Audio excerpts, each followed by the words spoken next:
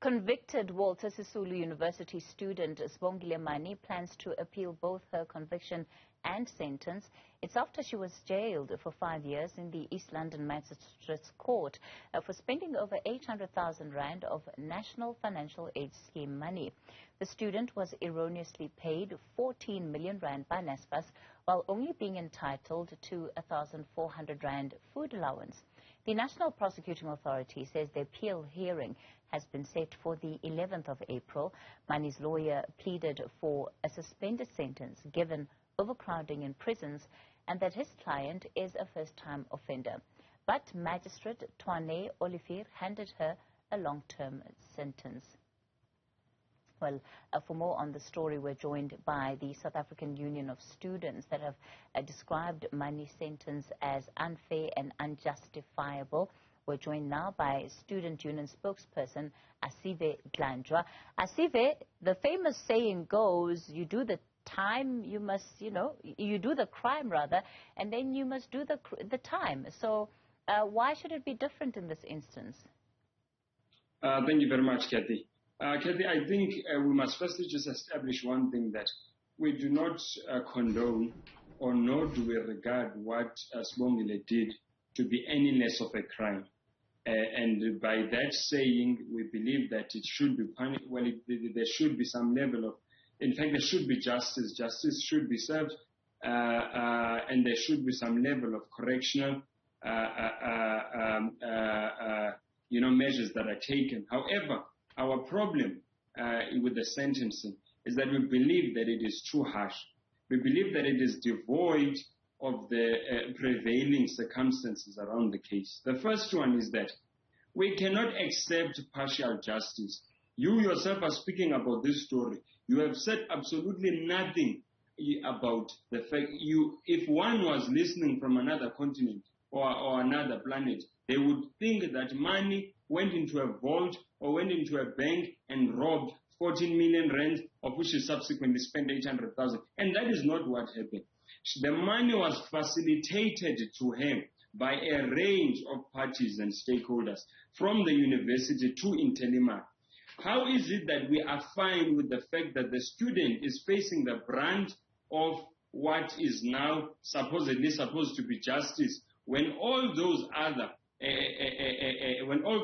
parties have absolved themselves of any responsibility? We can't accept partial justice. Everyone who was involved must be absolutely held accountable for what happened, number one. Number two, why we have a problem and believe that this is harsh, is that the reality of the fact of the matter here is that based on the socio-economic conditions of South Africa, majority of South Africans put in that same predicament, they would have spent the money. The question of how much is immaterial. When you walk in the mall and you pick up 200, you do not go to the security booth at the mall and ask, or at least the majority of people don't go to the security booth and ask, I found this 200, who could this 200 be? They will spend it based on the socio-economic conditions that they are facing.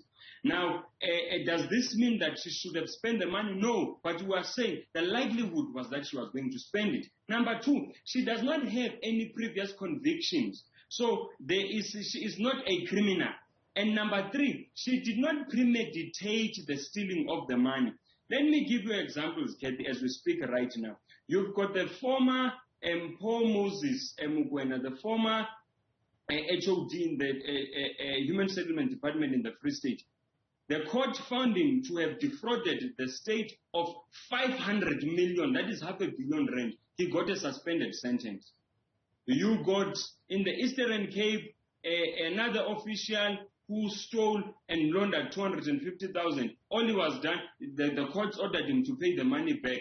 You've got, although it was not necessarily taken to a public court, rather to a court, you've got Roo, the CEO of SA Rugby.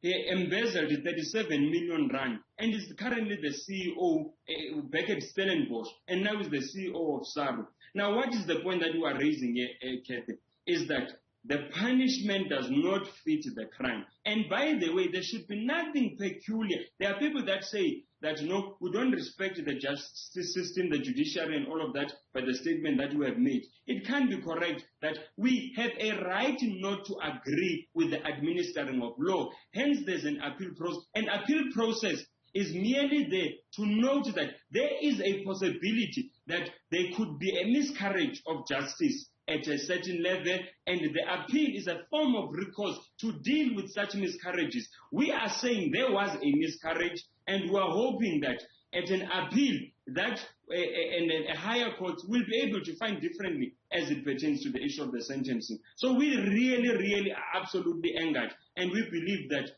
she is just being used as a scapegoat to protect a broader a criminal syndicate that has been happening and that exists in institutions in the higher education health as it relates to student funding. As Asive, I don't want us to overconflate issues, right? So there are structural problems around the administration of NSFAS that you have raised, and I think that it's important to raise those issues. But at the same time, the issue of Ms. Mani before the court has been decided on its own merits. So let's try and not conflate those issues. Ms. Mani is a 31-year-old woman who the court would expect to know the difference between right and wrong. And this presumption that you've put on the table, that the majority of South Africans would have spent that money. Have you spoken to the majority of South Africans? Have you done a survey with the majority of South Africans that says that they would not do the right thing? Because I actually don't think that what you are saying is a fair reflection of what the majority of people in this country, in the same set of, presented with the same set of circumstances, what they would do. And even if they did, it does not make it less wrong. It does not make it less of a crime. Kathy, I think you are wanting to be idealistic to prove a point, and you are not being realistic. Number one, this assumption that, well, it's not an assumption. This notion that the case of Mani can be considered purely on its own merit it does not make sense, because you see, by the way, justice itself, when you're administering justice, you are not only, even when you sentence, by the way, you are not only focused by the person in court, you are worried and concerned about what is the implication of this administration of law to the broader society as a whole. So you can't then want to, when you are dealing with the case, isolate, yet when you sentence, you say, no, this could be the potential role this person can play in society if we reprimand him, or if this person, all of those things. So this notion that it can be separated is absolutely bogus. Secondly, it is very bogus because we will not run... Kathy, if someone right now, if a crime is committed in your house, someone breaks in, you will be concerned about a few things. How did they get in? You will be concerned about the future, the broader security of your house. You can't say this has nothing to do with the neighbors, because no. Yes, we have found the thieves, but we want to know, how did the thief get into your house and steal? And now we are saying, how did Mani get the money? We are therefore saying, let justice be served holistically. We will not accept that the student is being used as a scapegoat when other people who have been involved and that are currently involved. By the way, you know, I know, hundreds of millions have been embezzled and have been stolen from NSFAS corpus and from state institutions through student funding. Right now, there's a $5 billion release. And yet, we can't accept that money is the only one responsible. I don't think that what I said is that there should be no accountability for why it was that the money ended up in her account in the first place.